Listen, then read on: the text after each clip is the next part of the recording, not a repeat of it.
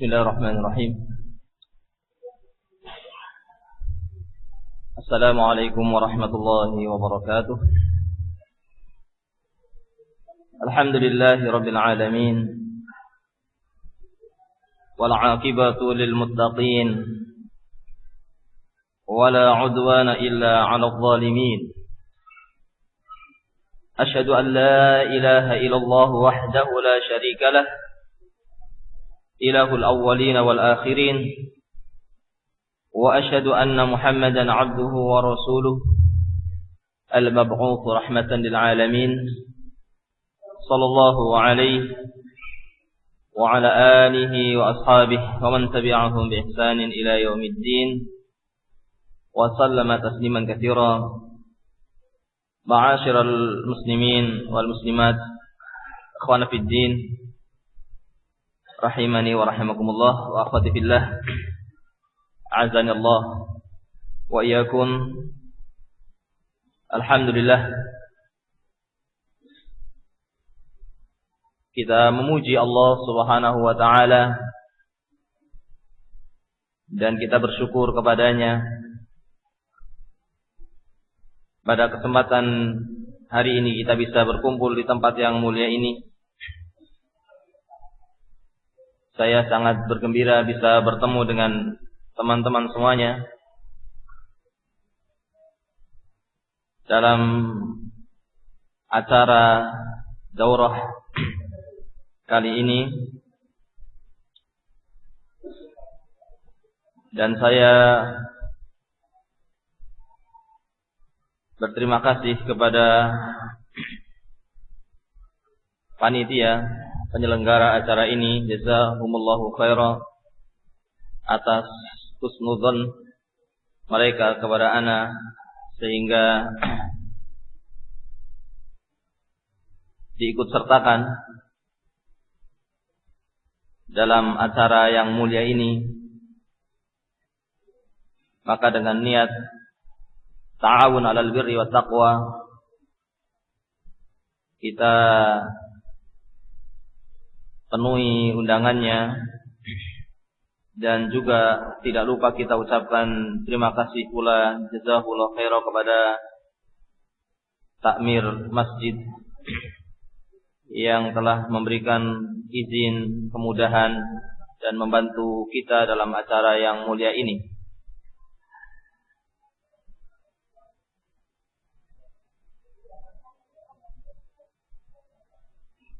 Sebagaimana telah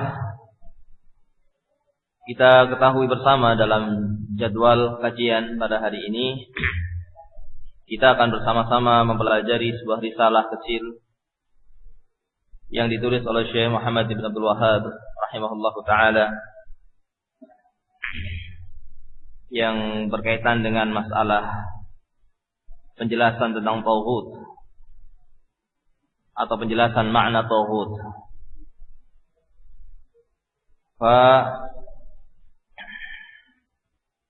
As'alullah azza wa jalla an yuwafiqana jami'an li isabati al-haqq fil qawli wal 'amal, wa an yu'idana jami'an min al-khata'i waz zalal. Kita memohon kepada Allah Subhanahu wa taala, mudah-mudahan Allah Subhanahu wa taala memberikan taufiknya kepada kita semuanya, sehingga kita bisa mempelajarinya dengan benar, mengambil faedah dari risalah yang bagus ini, dan mudah-mudahan Allah Subhanahu wa taala melindungi kita semuanya dari terjatuh kepada kesalahpahaman atau keterpelesetan dalam memahami risalah ini. Kita mulai dengan mohon pertolongan kepada Allah Subhanahu wa taala untuk membaca risalah ini. Ada yang membaca sebelumnya?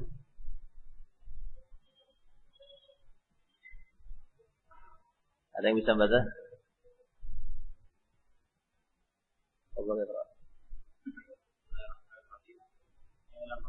Qala al-muallif rahimahullah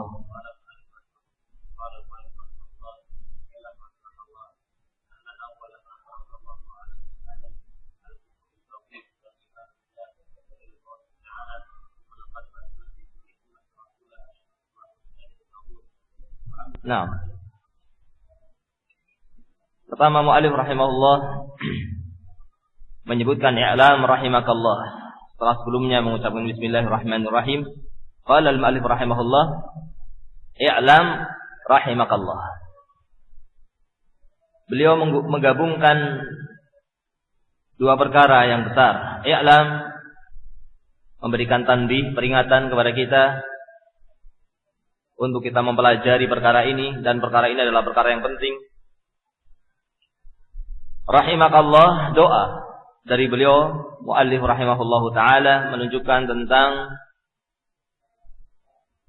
kesungguh-sungguhan beliau kepada kaum muslimin dan kepada yang membaca kitab ini agar mendapatkan rahmat dari Allah Subhanahu wa taala, agar ditunjukkan kepada kebenaran. Maka tergabung di sini ada hidayatu al-irsyad wa hidayatu taufiq. Hidayatul irsyad adalah menunjuki seseorang kepada agama Allah Subhanahu wa taala, menunjukkan seseorang, memberikan keterangan, mengajari orang tentang agama Allah Subhanahu wa taala. Dan hidayatul taufiq yaitu mendoakan seseorang agar mendapatkan taufik dari Allah Subhanahu wa taala. Dengan dua hidayah ini maka seorang dikatakan telah mendapatkan hidayah. Maka mu'allif rahimahullahu ta'ala sebagaimana juga dalam karya-karya beliau yang lainnya mengumpulkan, menyebutkan, memulai karya-karyanya dengan mengucapkan i'lam rahimakallah atau i'lam arsyadakallah atau yang semisalnya, menunjukkan kesungguh-sungguhan beliau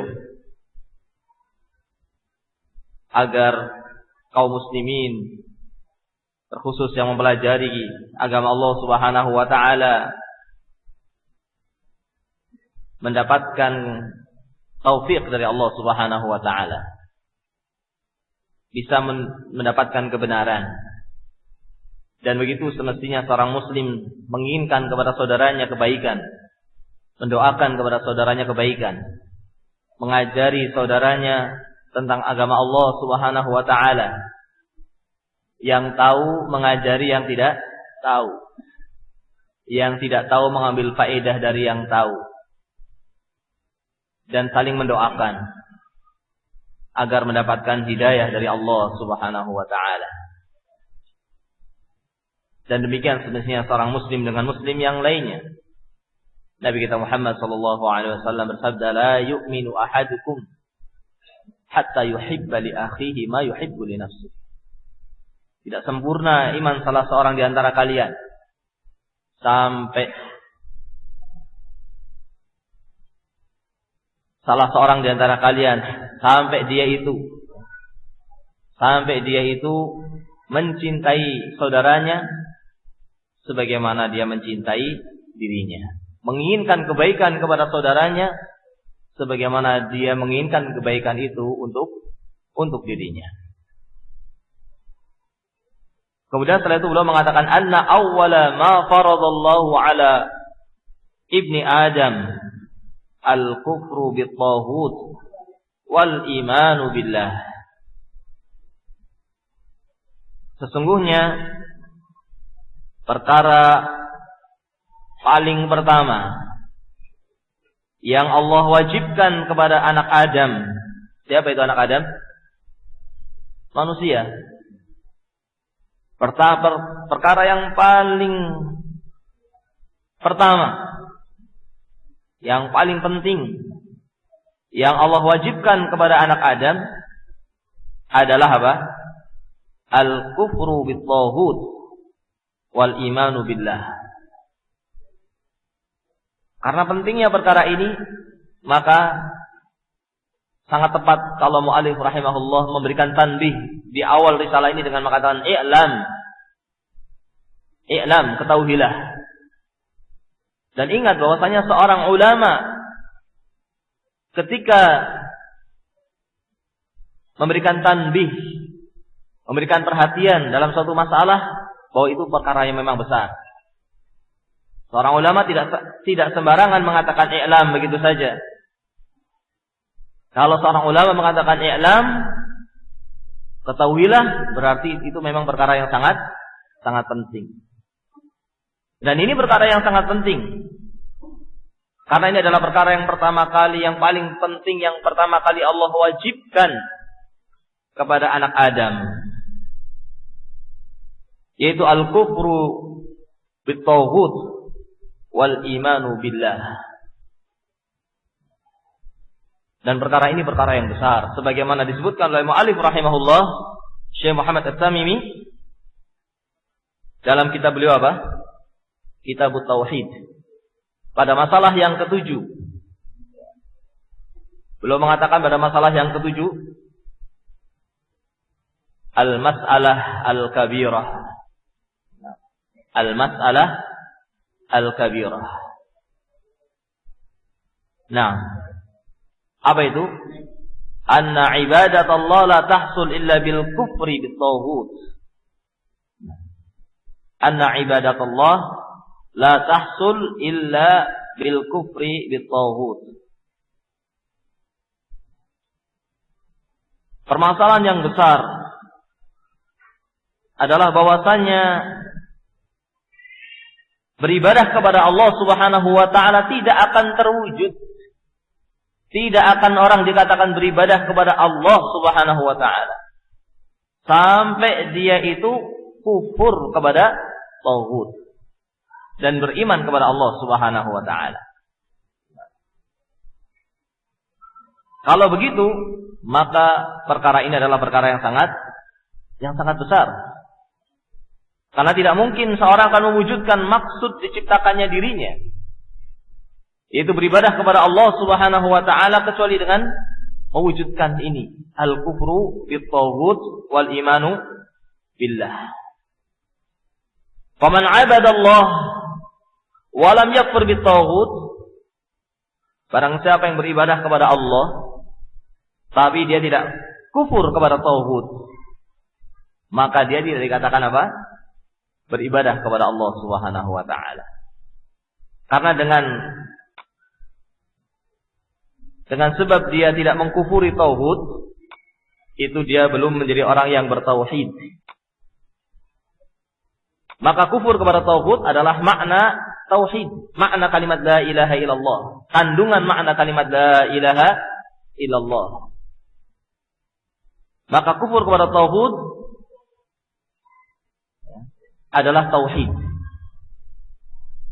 Dan seorang yang beribadah kepada Allah Subhanahu wa taala namun belum mewujudkan kufur kepada tauhid, maka dia bukan seorang yang bertauhid, atau dikenal dengan apa? Muwahhid. Bukan seorang muwahhid. Kalau bukan seorang muwahhid, maka ibadah yang dia lakukan itu sia-sia semuanya. Bisa difahami? Oleh karena itu dalam kitab yang lainnya, dalam kitab Qawaidul Arba', beliau mengatakan fa innal ibadah la tusamma ibadah illa ma'at tauhid. Kama anna salata la tusamma salatan illa ma'a at-taharah. Fa idza dakhala syirku fil ibadah fasadat. Kal hadathi idza dakhala fil ibadah fit taharah. Nah, ibadah itu tidak akan dikatakan ibadah. Ibadah itu tidak dianggap sebagai ibadah kecuali orang yang melakukannya adalah orang yang bertauhid.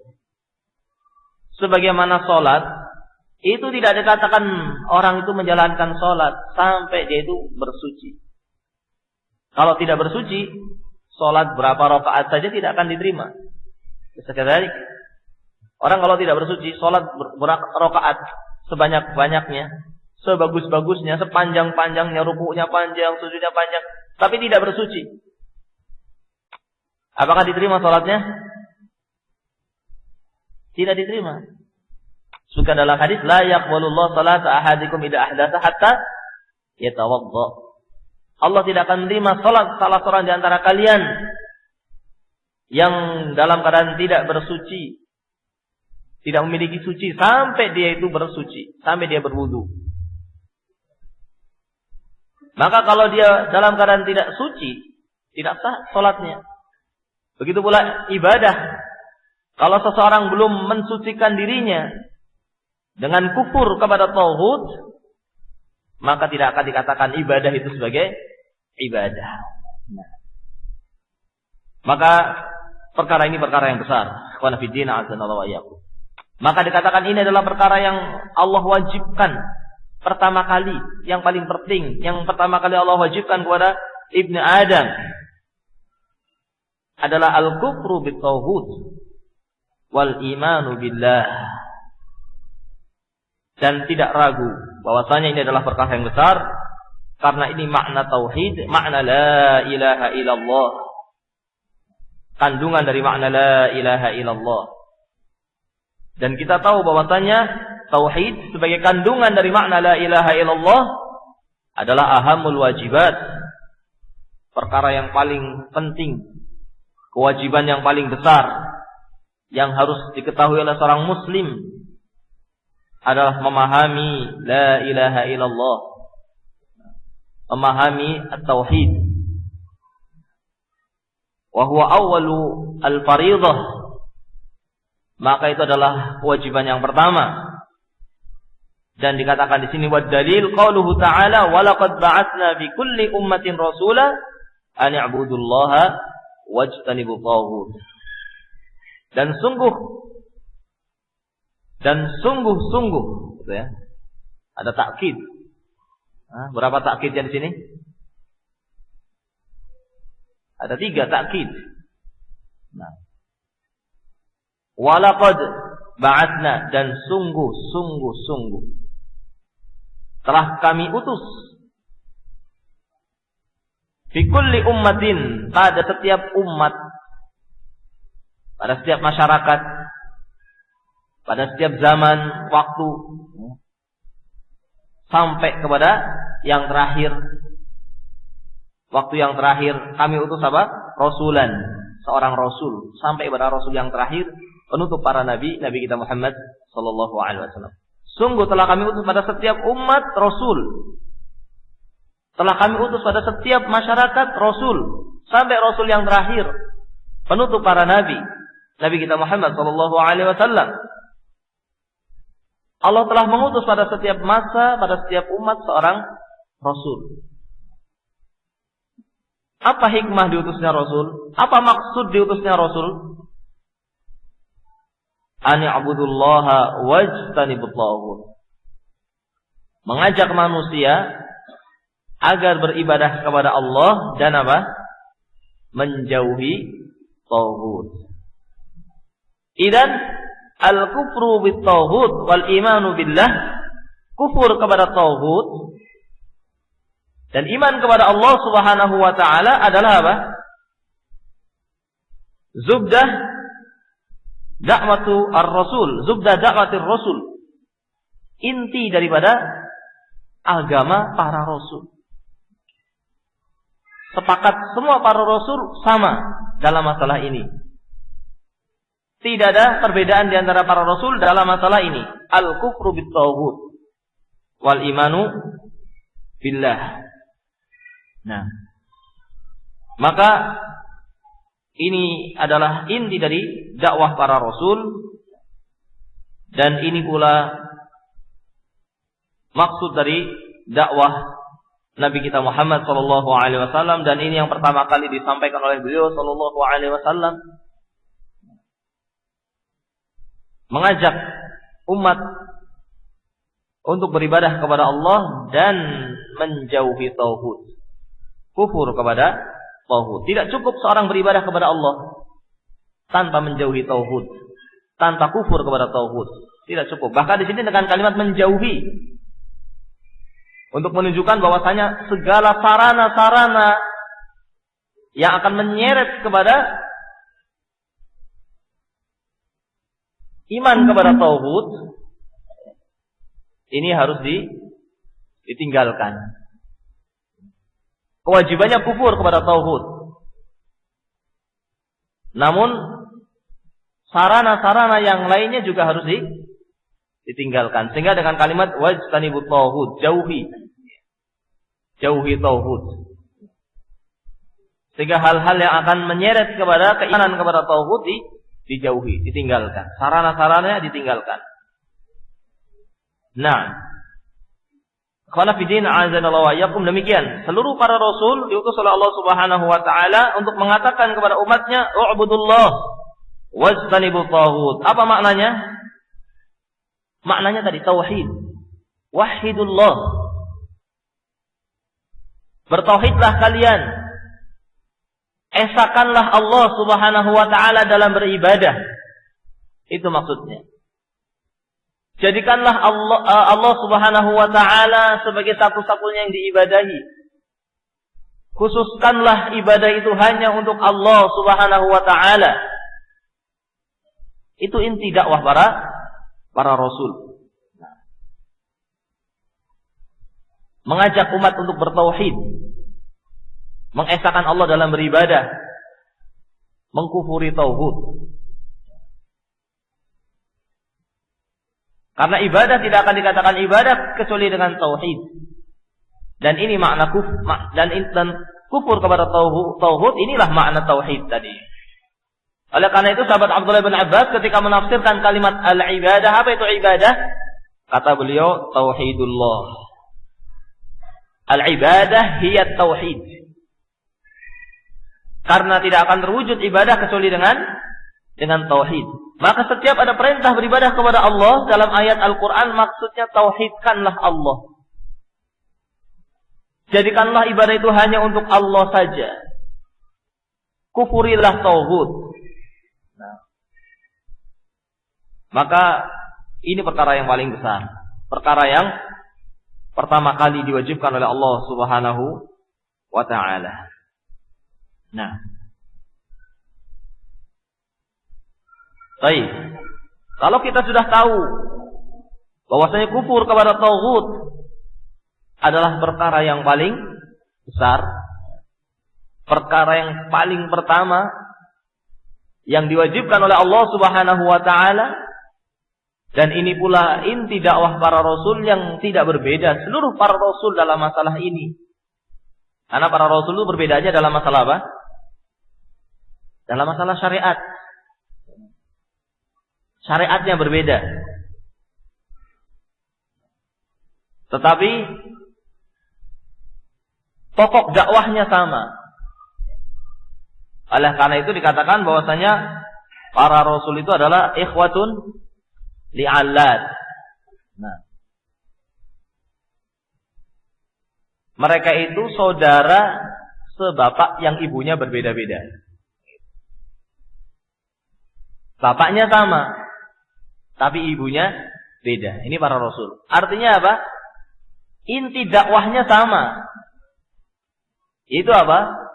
Mengajak untuk kufur kepada tauhid dan beriman kepada Allah Subhanahu wa taala. Tetapi berbeda syariatnya. Berbeda syariatnya. Maka ibadah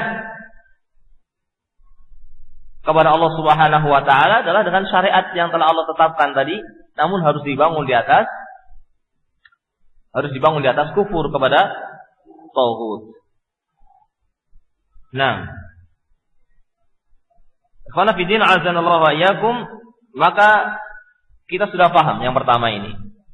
Tentang apa? Pentingnya masalah ini. Kufur kepada tauhid dan iman kepada Allah Subhanahu wa taala, sehingga oleh muallif dikatakan anna awwala ma faradallahu ala ibni Adam. Yang pertama kali Allah fardukan, Allah wajibkan kepada ibnu Adam adalah perkara ini, kufur kepada tauhid dan beriman kepada Allah Subhanahu wa taala. Oleh karena itu kita harus tahu apa itu tauhid. Kita harus tahu apa itu tauhid. Bagaimana kita bisa mewujudkan ini, kufur kepada tauhid, yang itu merupakan kewajiban yang pertama, kewajiban yang paling besar, sementara kita tidak tahu tauhid. Padahal tanpa kufur kepada tauhid, ibadah itu tidak akan dikatakan ibadah. Nah, seorang berpuasa, sholat, haji, baca Quran, sedekah, berbakti kepada orang tua, semuanya dari jenis ibadah tidak akan bernilai ibadah kecuali kalau orang itu kufur kepada tauhid. Kalau seseorang tidak tahu tauhid, kemudian dia belum mengkufuri seluruh tauhid, mengkufuri sebagiannya dan tidak mengkufuri sebagiannya misalnya, atau bahkan belum mengkufuri tauhid, maka tidak bermanfaat puasanya, sholatnya, ibadahnya, dan dia bukan seorang muslim kalau belum kufur kepada tauhid. Meskipun dia mengucapkan la ilaha illallah, tapi dia belum mengkufuri tauhid, belum dikatakan sebagai seorang muslim. Karena kalimat la ilaha illallah tidak cukup hanya diucapkan, sebagaimana nanti akan dijelaskan dalam pelajaran yang khusus tentang masalah tersebut. Tidak cukup seorang mengucapkan la ilaha illallah saja tanpa dia mewujudkan apa yang terkandung dalam la ilaha illallah.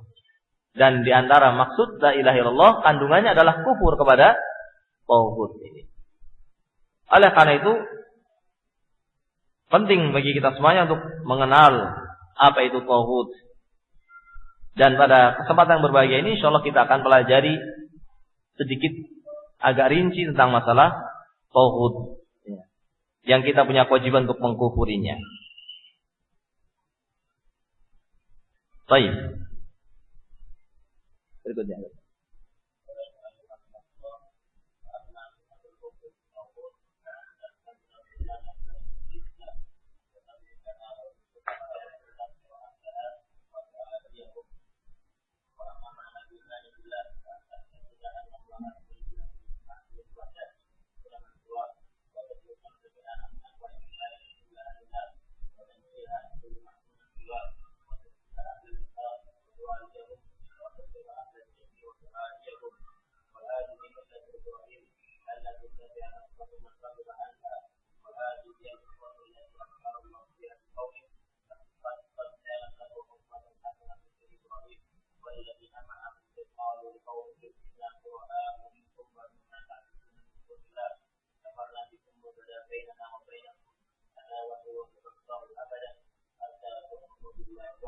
Nah, setelah itu mu'alif rahimahullahu ta'ala ingin menjelaskan bagaimana caranya kita kufur kepada tauhid, supaya kita bisa menjalankan kewajiban yang paling besar ini. Dan tentu saja di antara perkara yang penting adalah mengenal tauhid itu sendiri. Apa itu tauhid? Dan akan datang penjelasan setelahnya. Tauhid itu apa? Kemudian mu'alif rahimahullah sebelum menjelaskan tauhid itu apa, beliau menjelaskan bagaimana sifat kufur terhadap tauhid. Ini bagaimana tata cara kufur kepada tauhid, bagaimana mewujudkan kufur kepada tauhid. Maka beliau mengatakan fa amma sifatul kufri atau sifatul kufri bit tauhid, adapun tata cara kufur kepada tauhid atau sifat kufur kepada tauhid adalah an ta'taqida butlana ibadati ghairillah. Engkau meyakini batilnya peribadatan kepada selain Allah. Ini pertama. Karena makna tauhid secara umum ketika diitlaqkan adalah yang diibadai selain Allah, di antara maknanya. Yang diibadai selain Allah Subhanahu wa ta'ala. Maka kufur kepada tauhid, pertama, engkau harus meyakini batilnya peribadatan kepada selain Allah Subhanahu wa ta'ala. Yang pertama. Yang kedua apa? Wa tatrukaha, dan kamu meninggalkannya. Berarti dengan anggota badan. Setelah tadi dengan apa? Hati. Dengan keyakinan. Ini batil. Peribadatan kepada selain Allah, ini batil. Ya. Karena tauhid adalah yang diibadai selain Allah Subhanahu wa ta'ala. Di antara maknanya. maka peribadatan kepada selain Allah adalah peribadatan yang batil. Ini ada dalam hati. Kemudian kau tampakkan dengan amalan wa tatrukaha, dan kamu tinggalkan itu peribadatan kepada selain Allah Subhanahu wa taala. Wa tubghidhaha, dan kamu membencinya. Membenci peribadatan tersebut. Wa tukaffiru ahlaha, dan engkau mengkafirkan pelakunya. Pelakunya bukan muslim karena dia belum kufur kepada tauhid. Tapi kufur yang dimaksud di sini adalah at-takfir al-mutlaq. Tidak pahami? At-takfir al-mutlaq, mengkafirkan secara mutlak. Nah, karena di sana ada takfir al-muayyan, pengkafiran secara apa? Secara apa namanya? Pengkafiran secara vonis gitu. Mengvonis kamu si A kafir, si B kafir, itu vonis. Ini bukan itu yang dimaksud. Tapi mengkafirkan orang yang beribadah kepada selain Allah. Meyakini orang yang beribadah kepada selain Allah adalah kafir. Tapi mutlak, bukan apa? Bukan ke individunya, bukan. Nah, di sini ada isyarat bahwasannya tauhid itu kafir. Maka seorang harus mengkafirkan orang yang beribadah kepada selain Allah Subhanahu wa taala. Yang diibadahi selain Allah Subhanahu wa taala kafir. Dan orang harus mengkafirkan orang yang beribadah kepada selain Allah Subhanahu wa taala. Tapi sekali lagi ini adalah takfir al-mutlaq. Yang hakikatnya adalah sifat atau perbuatan atau ucapan gitu. Nah, bukan orangnya, tapi perbuatannya. Peribadatan kepada selain Allah adalah kufur, pelakunya kafir, bukan muslim. Nah, peribadatan kepada selain Allah adalah syirik dan pelakunya adalah kafir. Tapi ini baru sifat dari satu ucapan, dari perbuatan. Adapun orang yang melakukannya tidak bisa kemudian kita katakan apa? Kamu kafir. Tidak. Ini perkara penting dalam prinsip Ahlus Sunnah wal Jamaah, bahwasanya at-takfir al-mutlaq la yastalzim at-takfir al-muayyan. Pengkafiran secara mutlak tidak mengharuskan pengkafiran secara muayyan, secara vonis. Kita katakan orang yang beribadah kepada selain Allah apa? Kafir. Tapi kalau ada orang yang beribadah kepada selain Allah, tidak langsung kita katakan kamu kafir, tidak. Tapi di sana ada syarat-syarat yang harus dipenuhi sampai kemudian orang mengatakan si A kafir, si B kafir.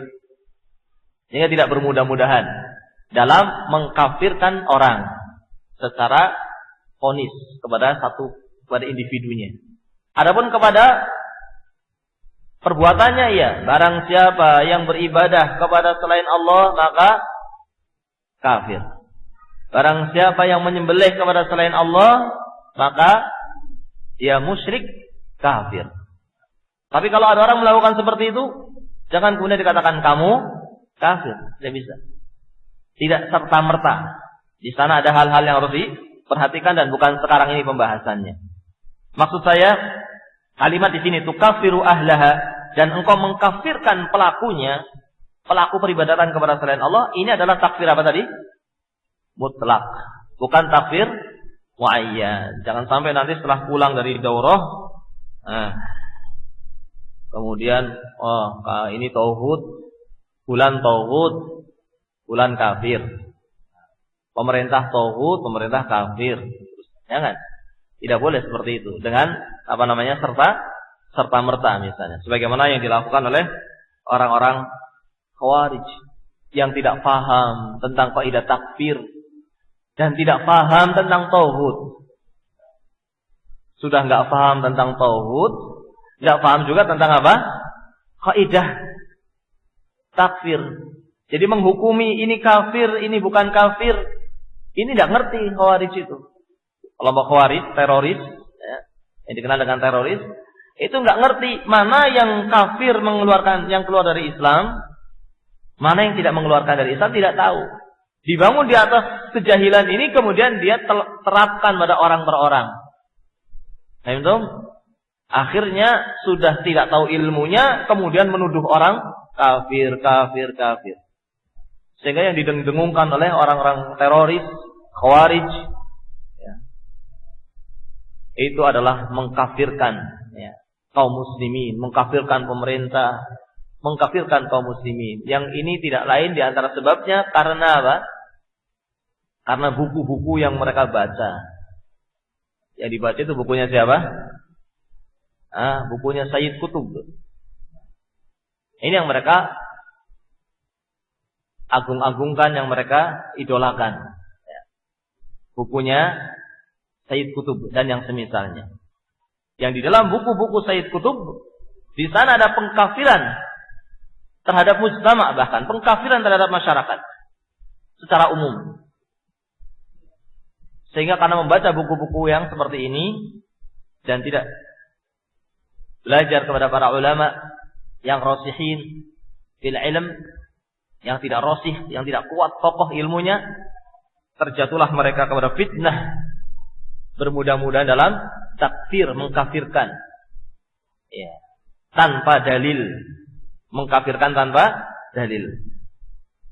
Sudah tidak tahu mana yang kufur, mana yang tidak, kemudian diterapkan pada orang.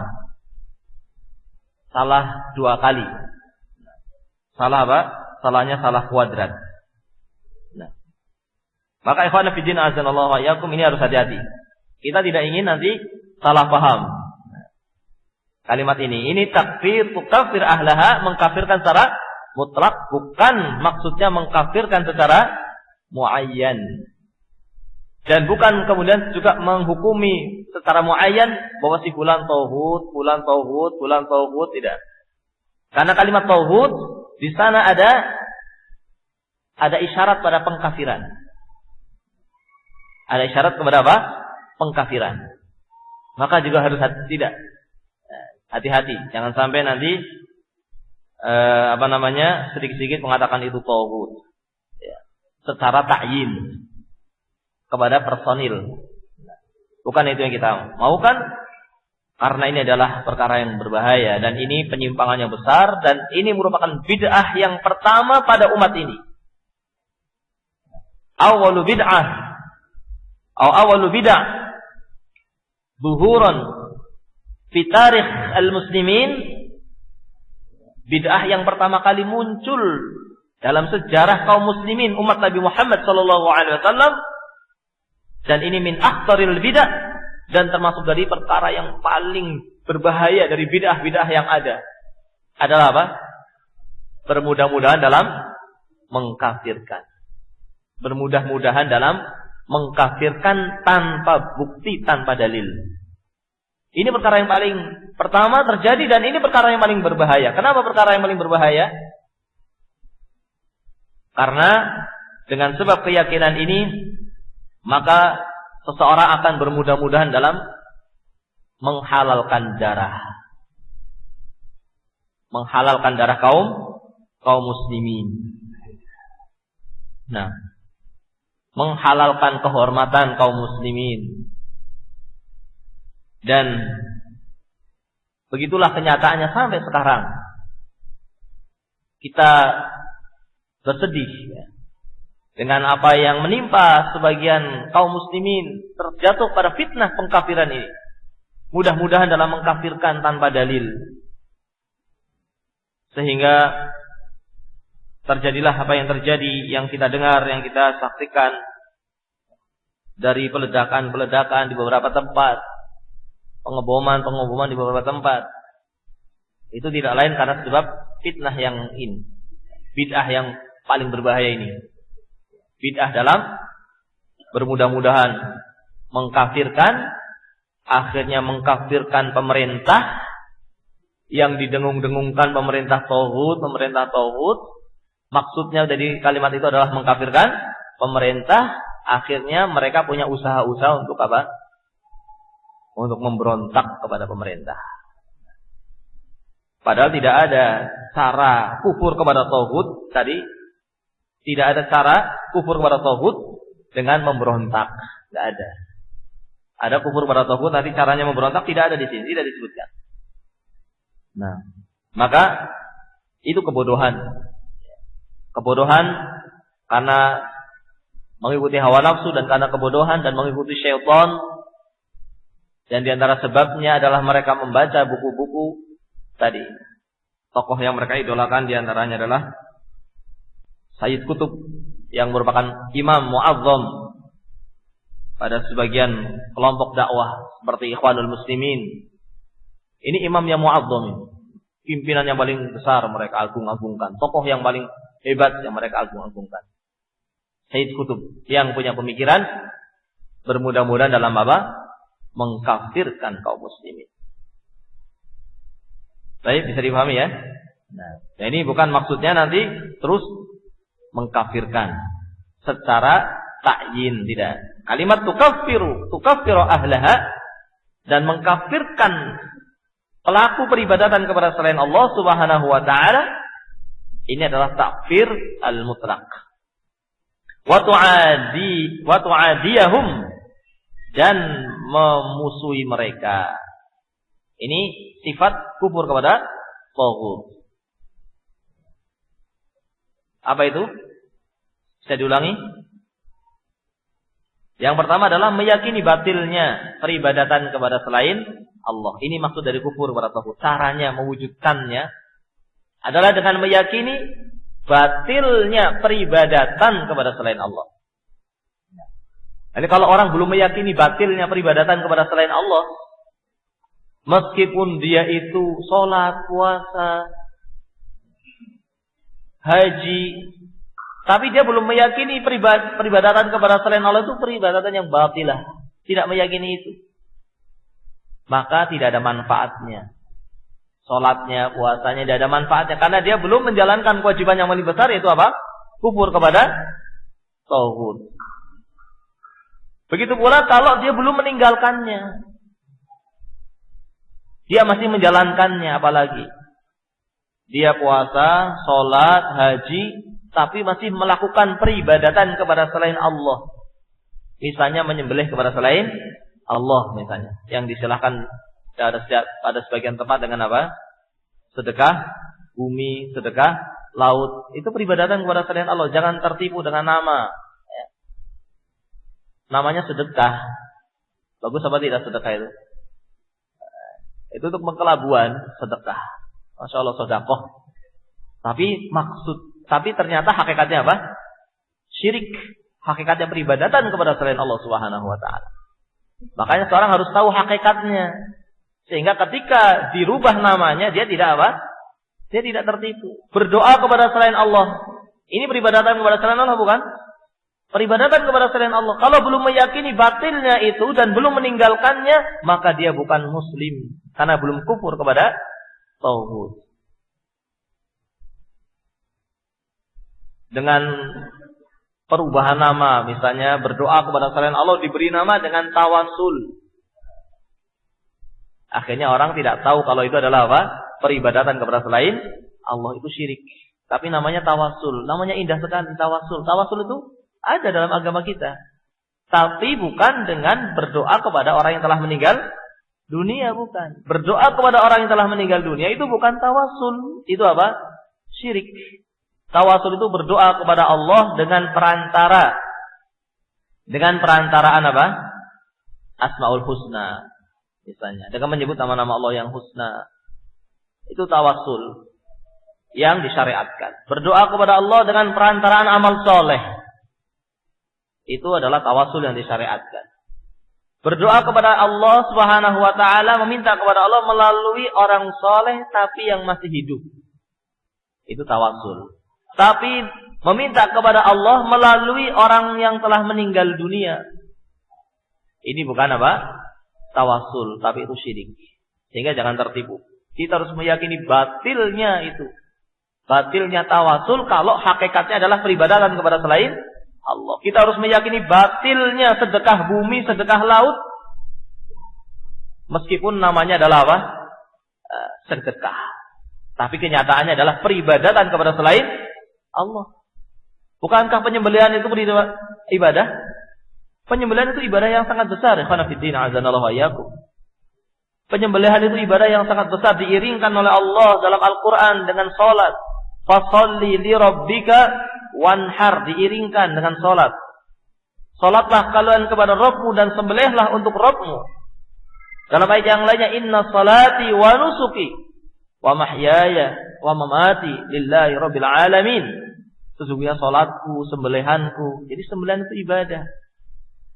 Kalau diberikan kepada selain Allah, ini syirik.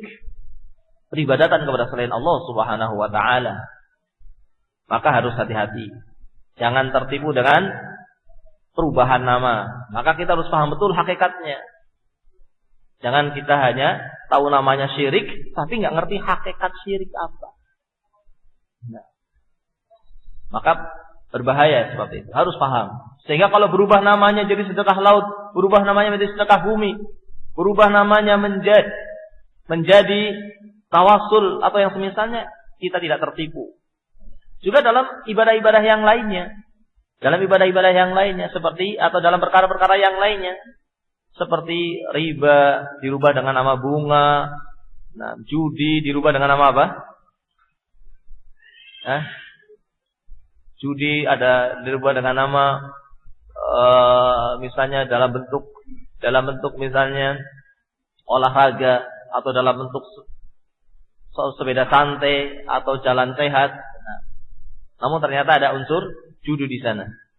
Maka harus difahami betul. Melalui SMS, kirimkan, pengirim yang pertama akan mendapatkan dan seterusnya. Itu terjatuh kepada perjudian. Karena berubah nama, karena orang tidak tahu hakikatnya, akhirnya ketika dirubah, ya, bentuknya dia terjatuh kepadanya. Maka ini perkara yang besar. Jangan sampai seorang itu tidak mengerti masalah ini. Meyakini batilnya peribadatan kepada selain Allah dan meninggalkannya dan membencinya dan mengkafirkan pelakunya secara mutlak. Meyakini barang siapa yang beribadah kepada selain Allah maka kafir. Barang siapa yang berdoa kepada selain Allah maka kafir. Barang siapa yang menyembelih kepada selain Allah maka kafir. Apa masih lagi ragu? Masih ragu-ragu? Nah, kalau ragu-ragu itu yang dikatakan belum mengkufuri apa? Tauhid. Meskipun sholat, puasa. Tapi kalau dikatakan, itu gimana orang yang menyembelih kepada selain Allah? Wah, saya masih mikir-mikir itu. Apa itu kafir atau tidak? Kalau tidak paham, harus tanya. Harus pelajari sampai dia paham. Kalau sudah mengerti, harus dia yakini bahwa itu adalah perbuatan syirik, peribadatan kepada selain Allah dan pelakunya kafir, keluar dari Islam. Tapi secara mutlak. Sekali lagi jangan kemudian setiap orang yang melakukan itu dikatakan kafir tidak. Wa tu'adiyahum dan kamu membencinya. Jadi di sini kufur kepada tauhid juga ada makna al-wala wal bara'. Mencintai karena Allah dan membenci karena Allah Subhanahu wa ta'ala. Bukan hanya membenci pelakunya, bukan hanya membenci perbuatannya, tapi membenci pelakunya. Nah, kenapa kita membenci pelakunya? Karena mereka adalah musuh-musuh Allah Subhanahu wa ta'ala. Nah, orang-orang yang beribadah kepada selain Allah, musuh-musuh Allah atau bukan? Musuh-musuh Allah Subhanahu wa ta'ala. Orang-orang yang beribadah kepada selain Allah Subhanahu wa ta'ala itu bukan wali Allah. Yang beribadah kepada selain Allah itu musuh-musuh Allah Subhanahu wa ta'ala. Nah, dan kita tidak boleh menjadikan musuh Allah sebagai orang yang kita cintai. Allah Subhanahu wa ta'ala menyebutkan dalam surat Al-Mumtahanah ayat 1, ya ayyuhalladzina amanu la tattakhidhu aduwwi wa aduwwakum awliya. Wahai orang-orang yang beriman, Jangan kalian jadikan musuh-musuhku. Jangan kalian jadikan orang-orang kafir, orang-orang yang beribadah kepada selain Allah Subhanahu wa ta'ala, itu musuhku. Jangan kau kalian jadikan sebagai teman-teman kalian. Jangan menjadi orang yang kalian cintai. Jangan kalian jadi sebagai orang-orang yang kalian cintai. Itu musuhku dan itu musuh kalian. Jangan kalian cintai. Nah, maka ini juga bentuk dari kufur kepada tauhid, adalah membenci pelakunya. Nah, mengkafirkan orang yang beribadah kepada selain Allah dan membenci pelakunya. Maka ada beberapa hal yang harus diketahui untuk bisa mewujudkan kufur kepada tauhid. Yang pertama, mengetahui apa itu tauhid. Yang kedua, meyakini batilnya peribadatan kepada tauhid, peribadatan kepada selain Allah Subhanahu wa ta'ala. Meyakini batilnya peribadatan kepada selain Allah Subhanahu wa ta'ala. Dan yang berikutnya, meninggalkan peribadatan tersebut. Tidak melakukannya, tidak membantunya, tidak tolong-menolong dalam peribadatan kepada selain Allah Subhanahu wa ta'ala. Jangan ikut membantu. Jangan ikut menjual barang kepadanya. Boleh apa tidak? Kalau ada orang mau berbuat syirik, ada orang mau beribadah kepada selain Allah, ya, beli kepada kita, misalnya kita jualan ayam. Nah, ada orang beli, punya ayam yang putih-putih semua enggak? Yang warnanya putih semua. Saya, tanpa kita tanya ya, dia memberitahu sendiri, saya dipeseni sama dukun sebulan untuk mencari ayam yang seperti itu, untuk disembelih di atas kuburan fulan. Jelas itu apa? Peribadatan kepada selain Allah SWT. Jangan dijual pada orang seperti itu. Kalau tahu, tapi kalau tidak tahu, tidak usah nanya. Tidak usah nanya, kamu beli ayam buat apa? Tidak ada seperti itu. Tapi kalau dia memberitahu, atau kita mengetahuinya, maka tidak boleh kita membantunya. Menjualnya saja tidak boleh, apalagi memberinya dengan cuma-cuma. Ikut membantu, ikut iuran, ikut mensukseskan peribadatan kepada selain Allah, ini belum kufur kepada tauhid. Maka ini perkara besar. Khanafiddina azanallahu ayyakum. Maka tidak salah dan sangat tepat apa yang dikatakan oleh beliau dalam kitab tauhid, mengatakan al-mas'alah al-kabirah, masalah yang besar. Karena ini kewajiban yang paling pertama, namun banyak kaum muslimin yang tidak memahaminya. Banyak kaum muslimin yang tidak memahaminya. Nas'alullah as-salama, dan kita mohon kepada Allah Subhanahu wa ta'ala agar Allah Subhanahu wa ta'ala memberikan hidayah kepada kita dan mereka semuanya. Amin. Ini sifat al-kufru bi at-tauhid. Nah, kemudian wa amma makna al-iman billah. Adapun makna iman kepada Allah Subhanahu wa ta'ala, maka dikatakan di sini, fa anta taqida anna Allaha huwal ilahul ma'bud wahdah. Engkau meyakini bahwasanya Allah Subhanahu wa ta'ala adalah satu-satunya yang diibadahi, satu-satunya ilah, satu-satunya ma'bud yang diibadahi. Tidak ada duna man siwah, tidak ada selainnya. Tidak ada selain Allah yang berhak untuk yang boleh untuk diibadahi. Nah. Karena tidak ada selain Allah yang bisa mencipta. Tidak ada selain Allah yang mengatur urusan alam semesta. Tidak ada selain Allah yang bisa menyembuhkan. Tidak ada selain Allah yang bisa mematikan. Allah lah satu-satunya yang mengatur alam semesta, yang menciptakan alam semesta. Maka dialah satu-satunya al-ilah al-ma'bud yang diibadahi. Harus sampai pada meyakini seperti ini, satu-satunya yang berhak untuk diibadahi. Bukan sekedar meyakini satu-satunya pencipta, Bukan sekedar meyakini satu-satunya yang mengatur urusan alam semesta. Kalau sekedar baru meyakini Allah adalah satu-satunya pencipta, Allah satu-satunya yang menyembuhkan, ini diyakini oleh orang-orang musyrikin. Maka jangan heran kalau ada orang-orang musyrikin di zaman sekarang juga meyakini yang menyembuhkan itu Allah, yang memberi rezeki itu hanya Allah. Nah, yang memberikan kesuksesan itu hanya Allah Subhanahu wa taala. Tapi saya itu ingin mendekatkan diri kepada Allah.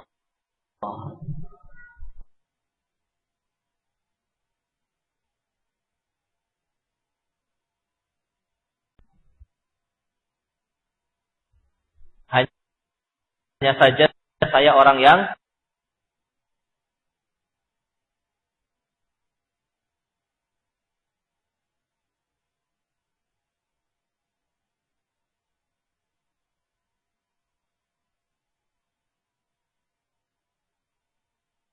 salah satu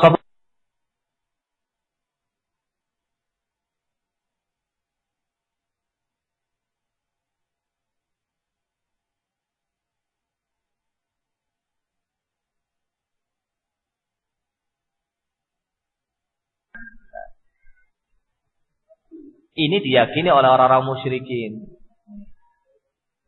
Maka jangan heran kalau ada orang-orang musyrikin di zaman sekarang juga meyakini yang menyembuhkan itu Allah, yang memberi rezeki itu hanya Allah. Nah, yang memberikan kesuksesan itu hanya Allah Subhanahu wa taala. Tapi saya itu ingin mendekatkan diri kepada Allah. Hanya saja saya orang yang banyak dosanya. Maka tidak mungkin saya bisa mendekatkan diri kepada Allah dengan keadaan saya banyak dosanya. Terus bagaimana? Ya, saya harus beribadah kepada wali-wali Allah, pada orang-orang yang dicintai oleh Allah, untuk mendekatkan diri kepada Allah Subhanahu wa taala. Meskipun dia meyakini bahwa Allah yang memberi, Allah yang mengatur urusan alam semesta, tapi dia masih berdoa, beribadah kepada selain Allah, yang dianggap dari orang-orang soleh, dari kuburan-kuburan yang dikeramatkan, misalnya dia menyembelih di sana, dia tawaf di sana, atau dia menjadikannya sebagai sarana untuk meminta kepada Allah, itu belum menjadikan dia sebagai orang yang beriman kepada Allah. Kalau belum meyakini Allah satu-satunya yang diibadahi. Meskipun dia meyakini Allah sebagai satu-satunya apa? Pencipta. Ini dia cukup. Harus dia meyakini Allah satu-satunya yang diibadahi. Tidak ada selain Allah Subhanahu wa taala yang diibadahi. Peribadatan kepada selain Allah tadi dikatakan apa? Batil. Sebagai bentuk dari kufur kepada tauhid. Bahwasanya yang diibadahi selain Allah itu adalah batil. Hal ini sebagaimana dinyatakan dalam Al-Quran. Dzalika bi anna Allaha huwal haqq. Yang demikian ini karena Allah lah yang hak. Dzalika bi anna Allaha huwal haqq wa anna ma yad'una min dunihi huwal batil. Yang demikian itu karena Allah lah yang benar dan yang diibadahi selain Allah adalah batil. Nah, ini yang pertama. Yang berikutnya, beriman kepada Allah adalah wa tukhlisa jami'a anwa'il ibadah kulliha lillah. Engkau mengikhlaskan seluruh macam-macam ibadah, seluruh jenis ibadah engkau ikhlaskan, engkau murnikan, ya, khusus hanya untuk Allah Subhanahu wa ta'ala saja. Wa tanfiyaha an kulli ma'budin siwa, dan engkau tiadakan itu kepada yang diibadahi selain Allah Subhanahu wa ta'ala. Ini kewajiban beriman kepada Allah akan terwujud ketika seseorang itu menjadikan ibadah itu hanya untuk Allah saja. Seluruh jenis ibadah, perintah-perintah Allah, larangan-larangan Allah, ibadah-ibadah yang ada di dalam, dijelaskan dalam Al-Quran, dalam hadis Nabi SAW, itu semuanya hanyalah untuk Allah Subhanahu wa ta'ala. Maka di sini juga penting bagi kita untuk mengetahui macam-macam ibadah. Apa itu ibadah? Yang setelah kita tahu bahwa itu adalah ibadah, itu hanya diberikan untuk Allah Subhanahu wa taala saja. Dan ibadah yang qala fi din azanallahu wa iyyakum, jangan dianggap ibadah itu adalah perkara yang dilakukan dengan anggota badan saja. Tidak. Di sana ada ibadah-ibadah yang dilakukan oleh hati. Seperti takut, seperti cinta, seperti berharap, ibadah. Maka di sana ada takut yang itu khusus. Takut yang itu takut ibadah, khusus untuk Allah. Di sana ada cinta yang itu ibadah, yang itu hanya untuk Allah Subhanahu wa taala saja. Dan di sana ada roja, ada harapan yang itu ibadah yang khusus hanya untuk Allah Subhanahu wa taala saja. Ini harus kita pahami betul. Macam-macam ibadah, jenis-jenis ibadah. Sehingga kita berikan itu semuanya hanya untuk Allah Subhanahu wa taala saja. Kita murnikan hanya untuk Allah Subhanahu wa taala saja, dan kita tidak kotori untuk kepada selain Allah Subhanahu wa taala. Nah, kemudian wa tuhibba ahlal ikhlas, dan engkau mencintai orang-orang yang apa? Mengikhlaskan ibadah, memurnikan ibadah hanya untuk Allah Subhanahu wa taala. Jangan kebalik, akhirnya yang dicintai adalah apa? Yang dicintai musuh-musuh Allah Subhanahu wa taala. Sementara yang menjadi wali-wali Allah Subhanahu wa taala, orang-orang yang beriman, orang-orang yang bertauhid justru dimusuhi. Kebalik di sini. Maka kalau orang tidak tahu apa itu syirik, apa itu tauhid, apa itu taghut, apa itu kufur kepada taghut, kalau dia tidak tahu, maka dia bisa terbolak-balik. Akhirnya apa? Akhirnya orang-orang yang bertauhid dimusuhi. Orang-orang yang bertauhid dikatakan memecah belah umat dan dimusuhi, menjadi musuhnya. Sementara orang-orang yang berbuat syirik dicintai.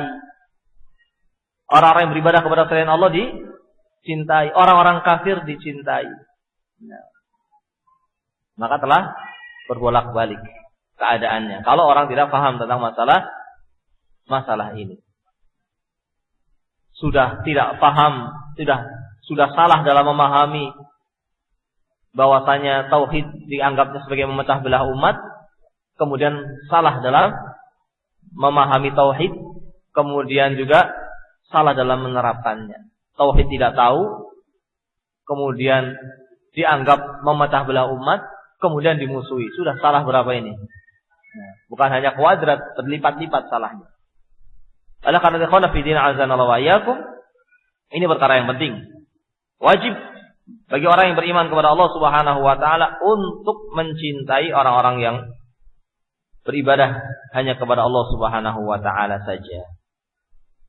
Nah, ini maksud dari al-imanu billah. Wa tuwalliyahum, dan engkau membela mereka. Membela orang-orang yang memurnikan ibadah hanya kepada Allah Subhanahu wa taala. Wa tubghidha ahla syirk, dan engkau membenci orang-orang yang berbuat syirik, wa tu'adiyahum, dan engkau memusuhi mereka. Memusuhi itu tidak identik dengan mendolimi, ya. Bukan berarti terus boleh berbuat zalim kepada orang-orang yang berbuat syirik, tidak boleh. Berarti terus boleh berbuat zalim kepada orang-orang kafir, tidak. Tidak sama antara mendolimi. Itu orang kafir, saya bohongi saja. Ketika jual beli saya tipu dia. Itu kan orang kafir, tidak boleh. Tidak boleh berbuat zalim kepada siapapun. Tidak boleh untuk berbuat zalim kepada siapapun, termasuk kepada hewan sekalipun. Dan kepada orang kafir sekalipun. Tidak boleh berbuat kezaliman. Tapi memusuhi harus. Memusuhi harus. Dan tidak identik memusuhi itu berarti tidak boleh memberi. Tidak boleh berhubungan sama sekali. Tidak. Boleh seorang itu berhubungan dengan orang kafir dalam perkara-perkara yang itu berbentuknya jual beli atau yang semisalnya.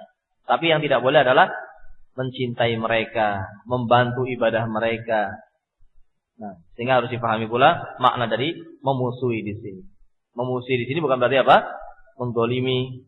Bukan berarti tidak boleh bergaul dengan mereka atau tidak boleh berjual beli dengan mereka, tidak boleh bermuamalah dengan mereka, boleh. Selama bukan ta'awun 'alal itsmi wal 'udwan. Baik. Wa hadhihi millatu Ibrahim, dan inilah milahnya Nabi Ibrahim, Abul Anbiya, bapaknya para nabi. Karena nabi-nabi yang ada berikutnya semuanya adalah keturunan Nabi Ibrahim. Hadhihi millatu Ibrahim. Apa itu milahnya Ibrahim? Apa itu milahnya Ibrahim? Al-kufru bit-taghut wal imanu billah. Tauhid, itulah agama Nabi Ibrahim. La ilaha illallah, itulah agama Nabi Ibrahim. Agamanya bapaknya para nabi adalah la ilaha illallah, sama. Agamanya seluruh para nabi bahkan semuanya sama, yaitu mewujudkan la ilaha illallah. Dan itulah Islam. Maka dikatakan seluruh para nabi agamanya Islam. Dari sisi apa? Dari sisi sama dalam hal menyerahkan diri kepada Allah dengan mentauhidkan Allah Subhanahu wa ta'ala. Namun bedanya dari sisi apa? Syariatnya. Dari sisi syariatnya itu berbeda. Maka kita harus membenarkan, ya, harus yang kita jalankan adalah syariat Rasul yang diutus kepada kita, syariatnya Nabi Muhammad sallallahu alaihi wasallam. Itu yang kita ikuti, itu yang kita jalankan. Nah, mengikuti syariat yang dibawa oleh Rasul yang diutus kepada kita, dan tidak mengikuti syariat yang tidak dibawa oleh Rasul yang diutus kepada kita. Meskipun kita membenarkan seluruh para Rasul, harus kita imani seluruh para Rasul, kita beriman dan kita membenarkan seluruh para Rasul, Nabi Isa alaihissalam, Nabi Musa alaihissalam, kita imani mereka, kita benarkan mereka semuanya, bahwa yang mereka bawa agama yang benar, ajaran mereka adalah ajaran yang benar. Itu harus kita yakini. Tidak boleh kita mengkufuri satu pun dari Rasul. Mengkufuri satu orang Rasul sama saja mengkufuri seluruh para Rasul. Dikatakan dalam tentang kaumnya Nabi Nuh yang mengkufuri, yang tidak beriman, Nuhin al-mursalin. Kaumnya Nabi Nuh telah mendustai seluruh para Rasul. Kaumnya Nabi Nuh telah mendustai seluruh para Rasul. Padahal yang didustai siapa? Yang mereka tidak beriman kepadanya siapa? Nabi Nuh alaihissalam. Tapi Allah menyatakan mereka telah mendustai seluruh para Rasul. Maka begitu pula orang-orang Nasara sekarang ini, yang mereka mengaku beriman kepada Nabi Isa alaihissalam, tapi tidak beriman kepada Nabi Muhammad sallallahu alaihi wasallam, maka sama saja mereka tidak beriman kepada Nabi Isa alaihissalam. Mereka tidak beriman kepada Nabi Isa alaihissalam. Karena apa? Karena mereka tidak beriman kepada salah satu dari Rasul, yaitu Nabi Muhammad sallallahu alaihi wasallam. Kita benarkan seluruh para Rasul, kita benarkan ajaran mereka. Namun yang kita ikuti adalah ajaran Nabi atau Rasul yang diutus kepada kita, yaitu Nabi kita Muhammad sallallahu alaihi wasallam. Dan kewajiban manusia setelah diutus alaihi wasallam adalah mengikuti apa yang dibawa oleh Nabi Muhammad sallallahu alaihi wasallam, semuanya. Maka Nabi Muhammad SAW diutus untuk seluruh manusia sampai akhir zaman, sampai hari kiamat. Bedanya dengan nabi yang lainnya. Kalau nabi yang lainnya diutus kepada kaumnya, tapi Nabi Muhammad SAW diutus untuk seluruh manusia karena tidak ada nabi setelahnya. Barang siapa meyakini adanya ada nabi setelah Nabi Muhammad SAW, maka dia telah kafir. Karena dia telah mendustai firman Allah Subhanahu wa taala yang menyatakan bahwa Nabi Muhammad SAW adalah khatamun nabiyyin, penutup para nabi. Maka yang kita ikuti adalah agama Nabi Muhammad SAW. Bahkan seandainya nabi yang lainnya masih hidup, pasti mereka akan mengikuti agama yang dibawa oleh Nabi Muhammad SAW. Nabi Muhammad SAW mengatakan, "Lau anna akhi Musa hayyan, seandainya saudara saya itu Nabi Musa masih hidup, pasti tidak ada pilihan bagi dia kecuali mengikuti agamaku." Nabi saja mengikuti agama Nabi Muhammad SAW kalau masih hidup. Maka yang kita ikuti adalah agama Nabi Muhammad SAW. Dan kewajiban manusia dan jin setelah diutusnya Nabi Muhammad SAW adalah mengikuti agama Nabi Muhammad SAW. Barang siapa yang tidak membenarkan agama Nabi Muhammad SAW, maka dia orang kafir. Nabi kita Muhammad SAW menyatakan dalam hadisnya, "Walladzi nafsu Muhammadin biyadi, la yasma'u bi ahadun min hadil ummah Yahudiyun wala Nasraniyun summa yamut walam yu'minu bima ji'tu bihi illa kana min ashabin nar," atau kama qala sallallahu alaihi wasallam. Demi Allah, kata Nabi Muhammad SAW, demi Allah, seandainya atau tidaklah satupun dari umat ini yang telah mendengar diutusnya aku. Tidaklah satupun dari umat ini yang telah mendengar diutusnya aku, apakah dia Yahudi ataupun Nasrani, kemudian dia mati dalam keadaan belum beriman, dalam keadaan tidak membenarkan apa yang aku bawa, maka dia adalah penghuni neraka.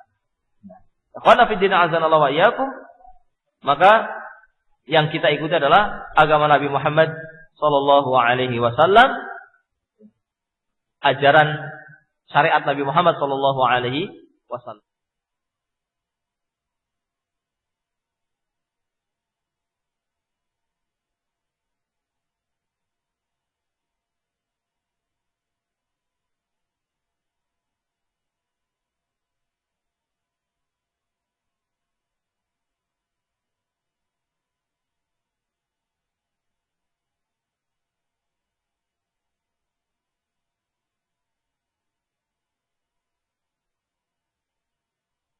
Tauhid. Ini sama seluruh para nabi, dan inilah agama Nabi Ibrahim. Hadhihi millatu Ibrahim. Inilah agama Nabi Ibrahim, yaitu kufur kepada tauhid, yaitu mentauhidkan Allah Subhanahu wa taala, yaitu Islam. Inilah agama Nabi Ibrahim, Islam. Inilah agama Islam. Inilah tauhid. Inilah la ilaha illallah.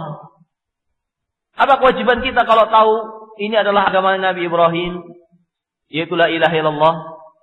Nah, kewajiban kita adalah apa? Mengikutinya. Kewajiban kita adalah mengikutinya. Allati safiha nafsahu man raghiba anha, yang dia telah membodohi dirinya, dan yang telah membodohi dirinya orang yang membencinya. Bagaimana kalau sudah tahu bahwasanya kufur kepada tauhid adalah agama Nabi Ibrahim alaihissalam, bahwa kufur kepada tauhid adalah agama seluruh para nabi, tapi kemudian dia membenci perbuatan ini, tidak melakukannya. Maka ini orang yang apa? Orang yang bodoh. Dikatakan dalam Al-Quran, "Wa man yarghabu an millati Ibrahim illa man safiha nafsah." Dan tidaklah orang yang membenci millahnya Ibrahim, tidaklah orang yang membenci agama Nabi Ibrahim, yang pokok ajarannya adalah mentauhidkan Allah Subhanahu wa taala, yang pokok ajarannya adalah kufur kepada tauhid, yang pokok ajarannya adalah beribadah hanya kepada Allah Subhanahu wa taala saja, yang milah Ibrahim juga adalah Islam itu sendiri. Barang siapa yang membencinya, tidaklah dia kecuali orang yang telah membodohi dirinya sendiri. Orang yang dungu. Orang yang dungu kalau tidak menjalankan kewajiban kufur kepada tauhid. Yang ini adalah agama Nabi Ibrahim, dan ini adalah agama Nabi Muhammad SAW, dan ini adalah agama seluruh para nabi. Wa hadhihi hiyal uswah, dan beliau adalah uswah. Nabi Ibrahim alaihissalam adalah uswah, suri tauladan, contoh yang harus diikuti. Allati akhbarallahu biha, yang Allah telah beritakan tentang suri tauladan ini di dalam ayatnya. Yaitu dalam firman Allah Subhanahu wa taala surat Al-Mumtahanah. Surat Al-Mumtahanah. Ayat yang keempat. Yang sebenarnya kalau sampai kepada ayat yang keenam akan semakin tahu kita tentang pentingnya masalah ini. Allah berfirman, "Qad kanat lakum uswatun hasanah fi Ibrahim walladzina ma'ahu idh qalu liqaumihim inna bura'a'u minkum wa mimma ta'buduna min dunillah kafarna bikum wa bada bainana wa bainakumul adawatu wal baghdha'u abada hatta tu'minu billahi wahdah." Nah, nanti pada ayat yang berikutnya, pada ayat yang selanjutnya diulangi lagi. Nah, diulangi lagi bahwasanya laqad kana lakum fihim uswatun hasanah. Sampai ayat yang ke-6 kalau mau dilihat dalam Al-Qur'an, nanti pada ayat yang ke-6, 4 sampai ke-6 akan semakin jelas bahwasanya ini adalah perkara yang penting. Sampai diulang ya. Sampai diulang kalimat uswatun hasanah ini. Qad kanat lakum uswatun hasanah. Sungguh telah ada bagi kalian suri toladan. Sungguh telah ada pada kalian suri toladan. Fi Ibrahim, pada Nabi Ibrahim. Walladzina ma'ahu, dan orang-orang yang bersamanya. Itu orang-orang yang beriman. Beriman yang mengikuti agama Nabi Ibrahim alaihissalam. Apa suri toladannya? Apa suri toladan yang disebutkan oleh Allah Subhanahu wa taala sebagai suri toladan pada Nabi Ibrahim dan orang-orang yang mengikutinya?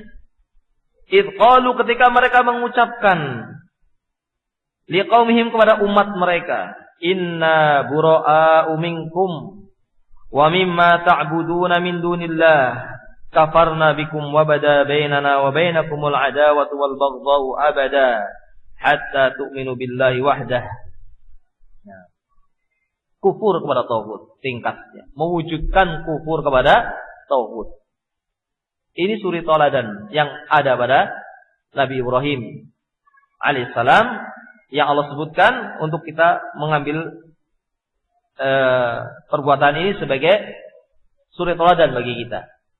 Allah menyatakan ini adalah uswatun hasanah, suri toladan. Telah ada suri toladan pada Nabi Ibrahim. Dan pada ayat yang ke-6-nya juga Allah ulangi lagi, laqad kana lakum fihim uswatun hasanah.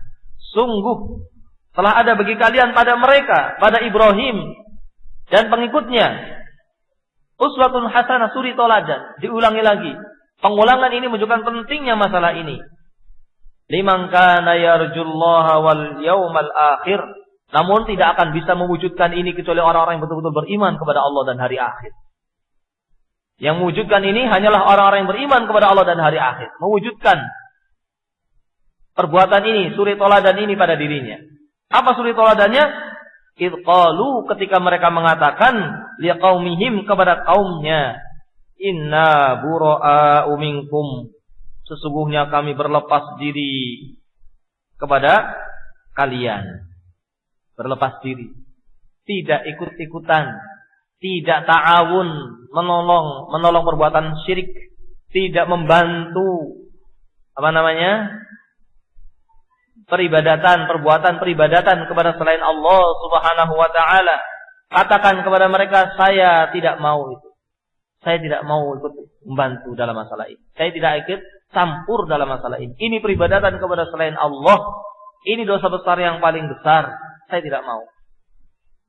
Nah, jangan kemudian dianggapnya perkara yang remeh. Hanya menyembelih saja kok. Hanya seekor ayam. Bukan masalah ayamnya. Menyembelihnya itu loh. Meskipun anak ayam juga tidak boleh kalau disembelih untuk selain Allah Subhanahu wa taala. Apalagi yang disembelih adalah apa? Kepala seekor sapi disembelih, seekor kambing disembelih. Seandainya itu adalah seekor lalat saja tidak boleh. Bukan masalah yang disembelihnya, Tetapi penyembelihan kepada selain Allah Subhanahu wa taala adalah peribadatan kepada selain Allah Subhanahu wa taala. Maka seorang harus berlepas diri. Tidak ikut campur dalam masalah itu. Tidak membenarkannya, meyakini batilnya perbuatan tersebut. Harus ada keyakinan batilnya peribadatan kepada selain Allah. Ini makna la ilaha illallah. Harus meyakini batilnya peribadatan kepada selain Allah. Inna bura'a'u minkum wa mimma ta'budun. Dan kami berlepas diri kepada yang kalian ibadahi min dunillah. Berlepas diri kepada pelakunya, tidak mau menolong pelakunya, tidak mau membantu pelakunya, tidak mencintai perbuatannya, tidak mencintai pelakunya, dan tidak membantu perbuatannya. Ini kufur kepada tauhid. Jadi ayat ini menunjukkan tentang pertama pentingnya kufur kepada tauhid, karena ini adalah suri tauladan yang ada pada Nabi Ibrahim. Yang kedua, di sini ada penjelasan tentang bagaimana cara kufur kepada tauhid. Caranya adalah apa? Berlepas diri dari pelaku-pelaku peribadatan kepada selain Allah Subhanahu wa taala. Berlepas diri dari perbuatan peribadatan kepada selain Allah Subhanahu wa taala. Kafarna bikum. Kami mengkufuri kalian. Wa bada bainana wa bainakumul adawatu wal baghdha abada. Dan sudah nampak permusuhan. Nampak permusuhan antara saya dengan kalian. Tidak mencintai. Tidak ada cinta dalam hati kepada pelaku syirik. Tidak ada cinta yang itu asalnya dalam hati. Tidak ada cinta kepada orang-orang yang beribadah kepada selain Allah Subhanahu wa ta'ala. Meskipun itu bapaknya sendiri. Meskipun itu adalah kerabatnya sendiri. Tidak ada cinta kepada orang-orang yang beribadah kepada selain Allah Subhanahu wa ta'ala. Wa bada bainana wa bainakumul adawatu wal baghdha'u abada, selamanya. Selamanya. Sampai kapan? Hatta tu'minu billahi wahdah. Sampai kalian itu menjadi orang-orang yang beribadah hanya kepada Allah saja. Sampai kalian juga mengkufuri tauhid. Sampai kalian menjadikan ibadah itu hanya untuk Allah saja. Baru tidak ada lagi permusuhan. Selama kalian itu beribadah kepada selain Allah Subhanahu wa taala, siapapun dia, beribadah kepada selain Allah Subhanahu wa taala, maka saya memusuhinya, saya membenci, saya tidak mencintainya, siapapun dia. Nah, ini yang disebut dengan al-wala wal bara. Jadi kufur kepada tauhid juga mengandung makna al-wala wal bara. Tidak ada cinta, ya, tidak ada cinta kepada orang-orang yang berbuat syirik. Katakan dalam ayat yang lainnya, la tajidu qauman yu'minuna billahi wal yawmil akhir yuwadduna man hadallah wa rasulahu walau kana aqraba qarib. Nah, meskipun mereka adalah orang-orang yang sangat dekat sekalipun, meskipun mereka adalah kerabat seseorang sekalipun, meskipun adalah kerabatnya sendiri, tapi tidak boleh ada cinta. Tidak boleh ada cinta. La tajidu qauman, engkau tidak akan dapatkan wahai Muhammad sallallahu alaihi wasallam suatu kaum yang yu'minuna billahi wal yawmil akhir, yang mereka mengaku beriman kepada Allah dan hari akhir, tapi yuwadduna man hadallah, masih mencintai musuh-musuh Allah, masih mencintai orang-orang kafir, masih mencintai orang-orang yang beribadah kepada selain Allah, walau kana aba'ahum, meskipun mereka adalah bapak-bapak mereka sendiri. Meskipun bapaknya sendiri, tapi masih beribadah kepada selain Allah, maka tidak ada cinta kepadanya. Kalau masih beribadah kepada selain Allah, maka tidak boleh mencintainya. Dan harus berlepas diri. Sebagaimana Nabi Ibrahim alaihissalam berlepas diri kepada bapaknya. Nah, walau kana abahum, au abna'ahum, au ikhwanahum, au ashiratahum. Apakah itu bapak mereka, apakah itu anak mereka, ataukah itu kerabat mereka, ataukah itu adalah saudara-saudara mereka. Nah, jadi harus ada kewajiban apa? Al-wala dan al-bara. Nah, bisa dipahami? Ini sifat apa? Al-kufru bit-taghut wa sifat al-iman billahi azza wa jalla. Caranya atau tata cara mewujudkan iman kepada Allah dan kufur kepada taghut adalah dengan melakukan apa yang disebutkan oleh Alif rahimahullahu taala. Nah, kemudian beralih kepada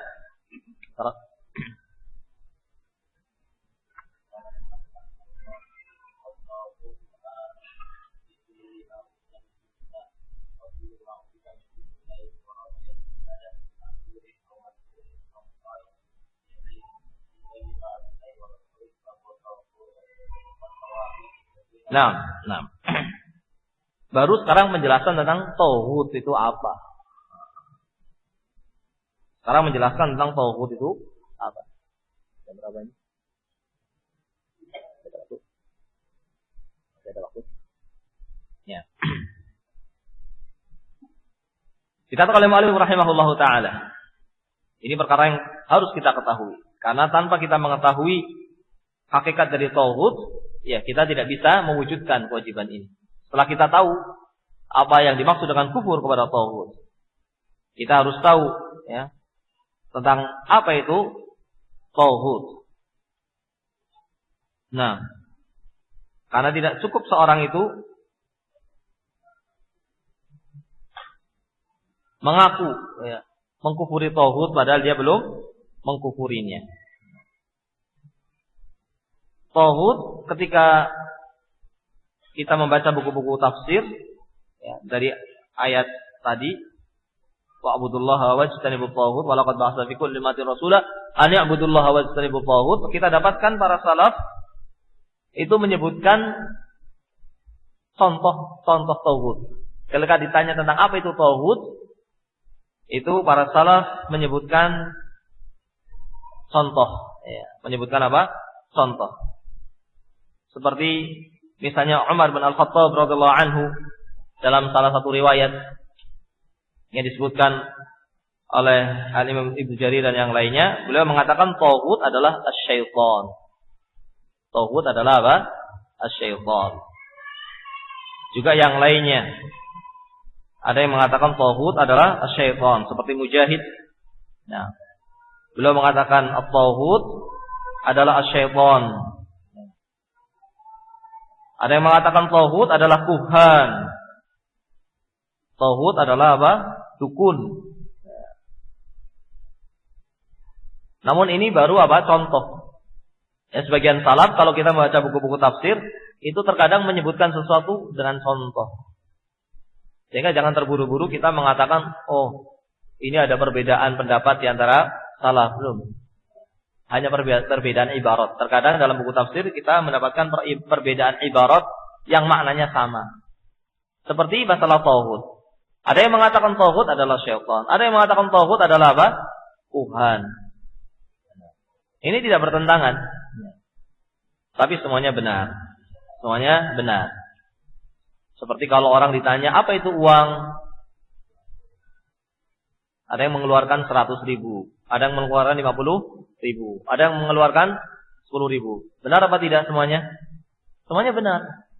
Semuanya benar. Nah, di sini dikatakan wat-tauhid amun. Tauhid itu amun. Istilah yang menyeluruh. Istilah yang umum. Istilah yang meliputi.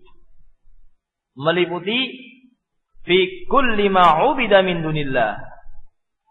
Meliputi segala yang diibadahi selain Allah Subhanahu wa taala.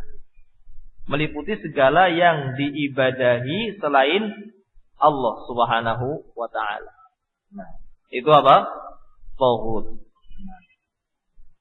Fa kullu ma 'ubida min dunillah, maka setiap yang diibadahi selain Allah, wa radiya bil ibadah, dan dia ridho diibadahi dan dia ridho.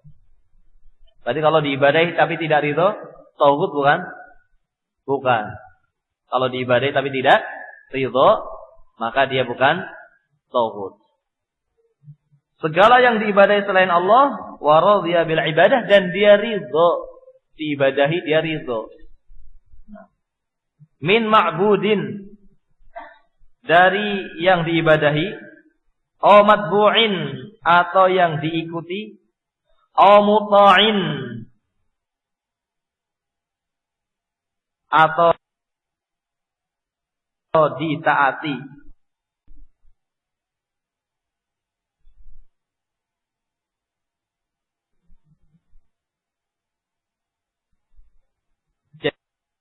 Jadi yang diibadahi apakah dengan cara diibadahi dengan diberikan kepadanya, diarahkan kepadanya ibadah dan dia ridho, atau diibadahi dengan cara matbu'in, diikuti. Diibadahi dengan diikuti. Au muta'in, atau diibadahi dengan bentuk ditaati. Taat sampai beribadah kepadanya. Ikut sampai beribadah kepadanya. Atau beribadah kepadanya dengan berbagai macam ibadah.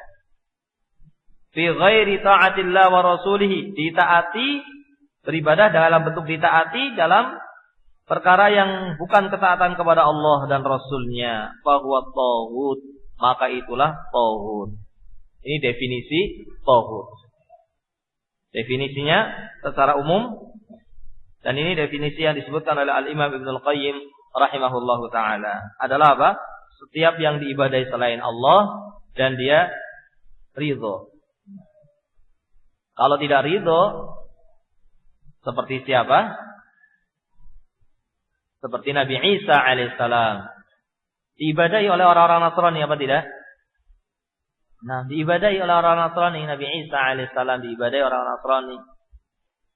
Juga ibunya, Maryam, diibadahi oleh orang-orang Nasrani. Atau orang-orang soleh, seperti Hasan, Husain, yang diibadahi oleh sebagian orang-orang yang mengaku beragama Islam dengan beribadah kepadanya. Atau yang selain mereka. Nah, yang mereka itu diibadahi dalam keadaan tidak ridho. Kalau mereka tahu, mereka tidak akan meridhoinya. Ini biasanya dilakukan setelah wafatnya. Yang diridhoi, yang diibadahi dalam keadaan tidak ridho, ini biasanya setelah apa? Setelah wafatnya. Kalau masih hidup tentu mereka tidak mau. Nabi Isa alaihissalam ketika hidup dan diibadahi pasti tidak akan mau. Tapi diibadahinya setelah wafatnya. Sehingga dia sesungguhnya tidak ridho.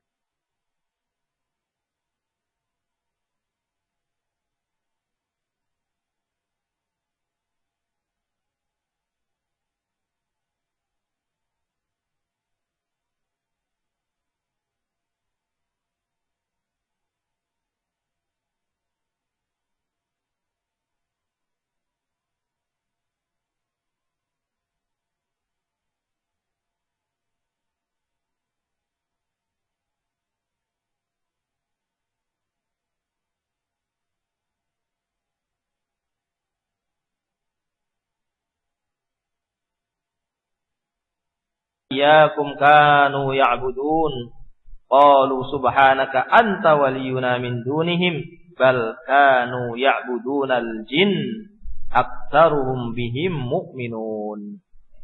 Orang-orang yang beribadah kepada selain Allah, yang selain Allah itu tidak ridho, ini bukan tauhid.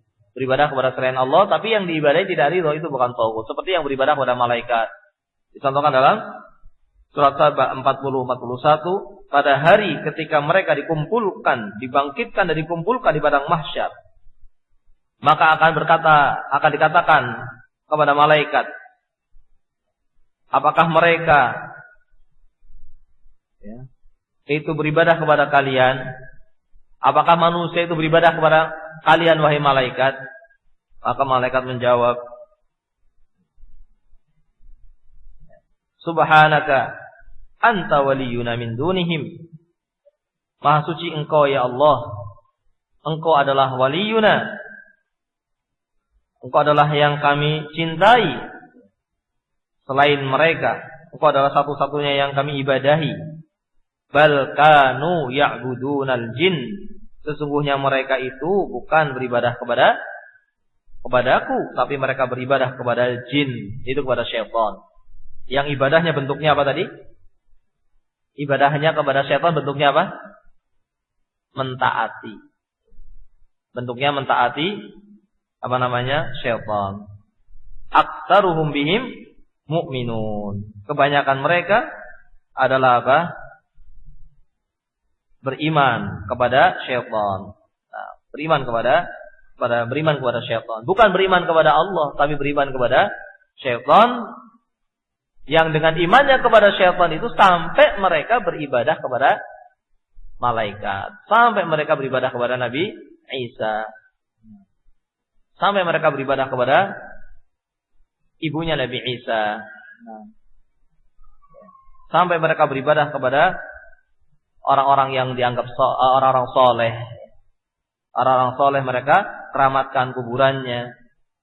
Nah, maka orang-orang yang beribadah kepada orang-orang yang soleh, yang orang soleh ini tentunya tidak ridho, maka mereka bukan dikatakan tauhid. Yang diibadahi ini bukan tauhid, orang solehnya bukan tauhid, Nabi Isa-nya bukan tauhid, malaikatnya bukan tauhid, meskipun diibadahi oleh orang-orang yang beribadah kepadanya. Namun mereka tidak disebut dengan tauhid. Karena di sini dikatakan yang disebut dengan tauhid adalah yang diibadahi dan ridho. Nah, kalau benda-benda yang diibadahi misalnya pohon, diibadahi, disembelih di sana pohon, di pohon tadi disembelih untuk sedekah bumi, penunggu pohon tadi diarahkan kepadanya sembelihan selain Allah, kepada selain Allah, diarahkan kepadanya penyembelihan dan dikubur kepalanya misalnya. Biasanya kalau sembelihan selain Allah itu apa? Tidak dimakan. Biasanya kalau sembelihan kepada selain Allah itu maksudnya untuk bukan maksudnya untuk dimakan, tapi maksudnya untuk apa? Dibuang di lautan atau dikubur di tanah. Nah, kepalanya atau bagian tubuh hewan tadi ada yang dikhususkan untuk tidak dimakan. Nah, ini adalah apa? Penyembelihan kepada selain Allah Subhanahu wa ta'ala. Harus dibedakan ya. Di sana ada penyembelihan karena Allah, ada penyembelihan yang bukan karena Allah. Penyembelihan yang karena Allah ini ibadah yang besar. Seperti apa? Akikah misalnya. Seperti apa lagi? Idul Adha. Seperti apa lagi? Untuk walimah. Seperti apa lagi? Penyembelihan saat ibadah haji tamattu. Di sana ada penyembelihan. Apalagi penyembelihan kepada Allah Subhanahu wa taala, penyembelihan untuk menghormati tamu. Terutama tamu yang apa? Yang dari jauh datang. Maka dia menghormatinya dengan menyembelih hewan untuknya, untuk dihidangkan. Ini ibadah. Tapi kalau penyembelihan untuk dilemparkan ke laut, ini bukan karena Allah. Penyembelihan untuk dikubur di bumi, bukan karena Allah. Penyembelihan yang dilakukan di atas kuburan, itu bukan karena Allah. Penyembelihan yang dilakukan saat pemasangan batu pertama, pembangunan masjid atau pembangunan rumah, ini bukan karena Allah. Tapi kalau penyembelihannya setelah rumah jadi, mana? Karena Allah atau bukan? Kalau rumah jadi bersyukur, tidak apa-apa. Bersyukur, mengundang orang-orang untuk apa? Makan, dia sembelih hewan. Mengundang orang-orang untuk makan di rumahnya, tidak apa-apa. Tapi kalau penyembelihannya dilakukan sebelum dibangun rumah, baru pemasangan batu pertama, kemudian sudah menyembelih, supaya tidak ada yang ganggu, dikubur kepalanya di tanah tersebut, supaya penunggu tanah tersebut tidak mengganggu, supaya lancar pembangunannya. Nah, ini sudah tanda itu bentuk dari penyembelihan kepada selain Allah Subhanahu wa ta'ala. Nah, maka penyembelihan kepada yang diberikan kepada kuburan misalnya, penyembelihan diberikan untuk pohon, atau penyembelihan diberikan kepada tempat yang dikeramatkan. Pohon, kuburan, tempat yang dikeramatkan tadi tauhid atau bukan?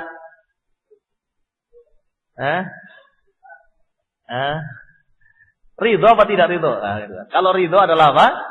Tauhid. Kalau tidak ridho, bukan tauhid. Ridho apa tidak? Diam saja sih. Kuburannya diam saja. Pohonnya juga diam saja, tidak menolak. Berarti ridho apa tidak? Iya, dihukumi dengan hukum ridho. Maka itu semuanya adalah tauhid. Kuburan tadi tauhid, pohon tadi tauhid, tempat tadi adalah tauhid. Karena dikategorikan sebagai ridho, sebagai sesuatu yang ridho. Sehingga nanti yang diibadai selain Allah ini akan dimasukkan ke jahanam. Yang diibadai selain Allah dari jamadat, istilahnya bahasa Arabnya jamadat, kuburan, batu, tempat yang dikeramatkan,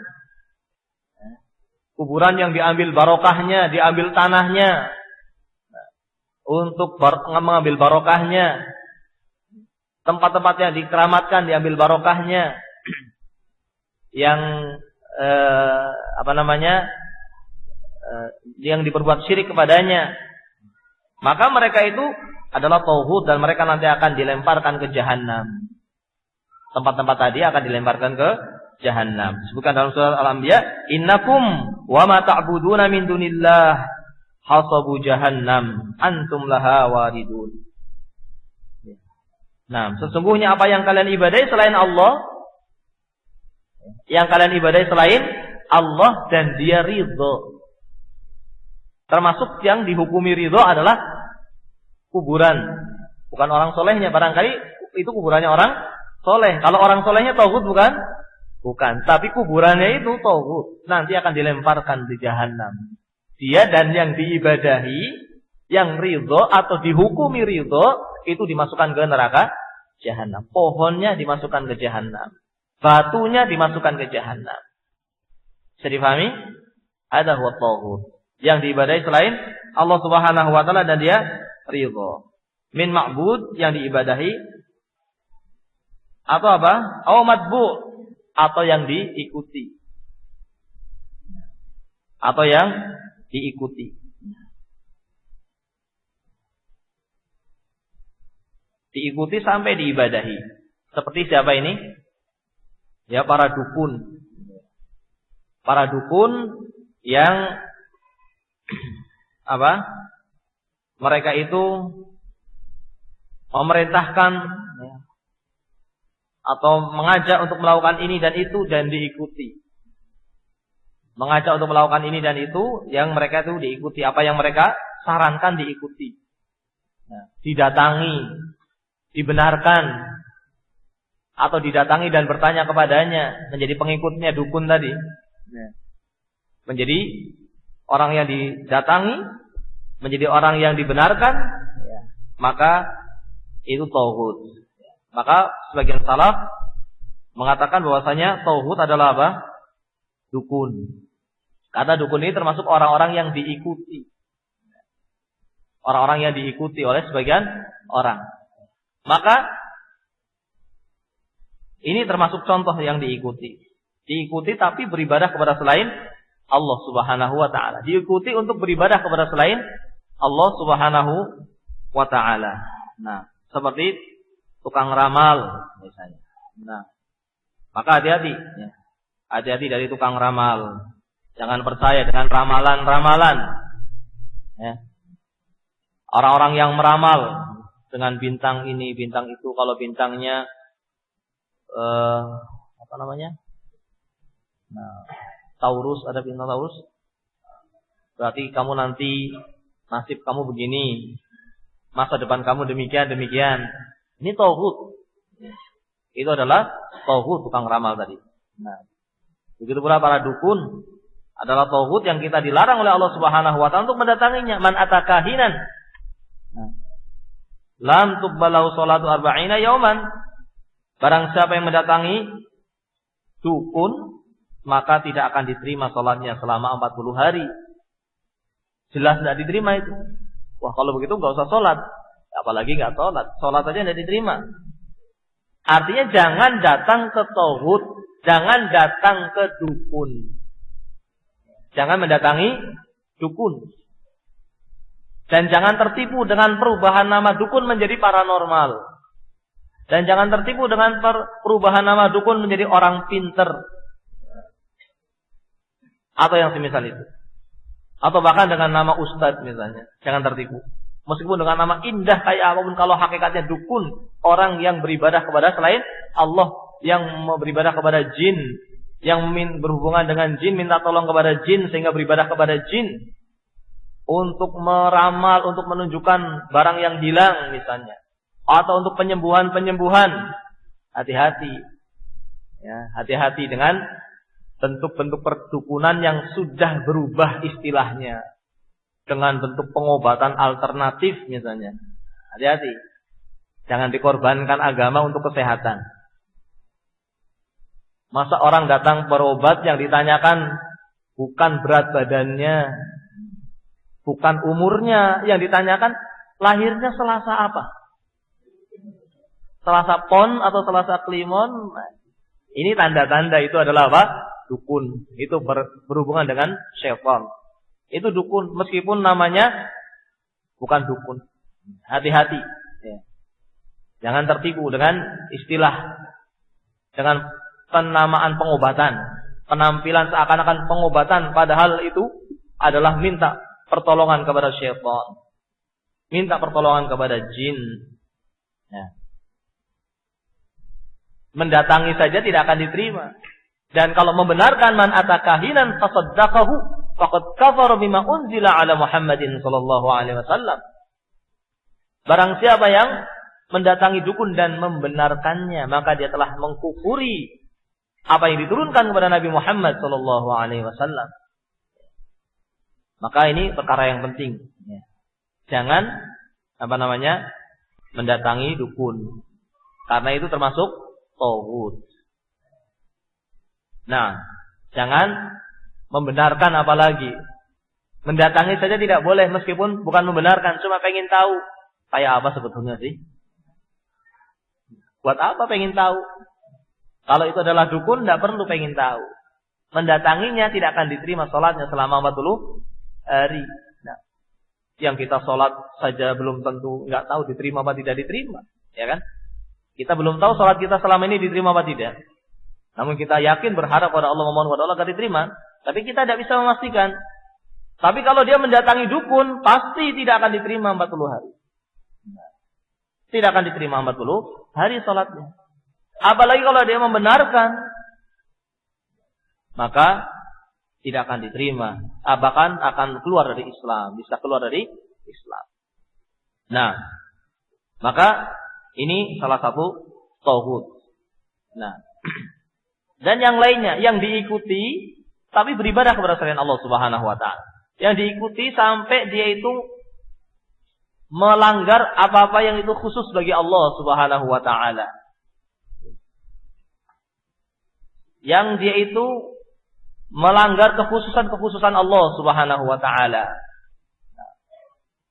Mengetahui perkara yang gaib misalnya. Di antara dukun itu menganggap dirinya atau dianggap oleh orang dan dia menerima bahwa dia bisa mengetahui barang yang hilang misalnya. Ini dukun juga, tanda-tanda dukun.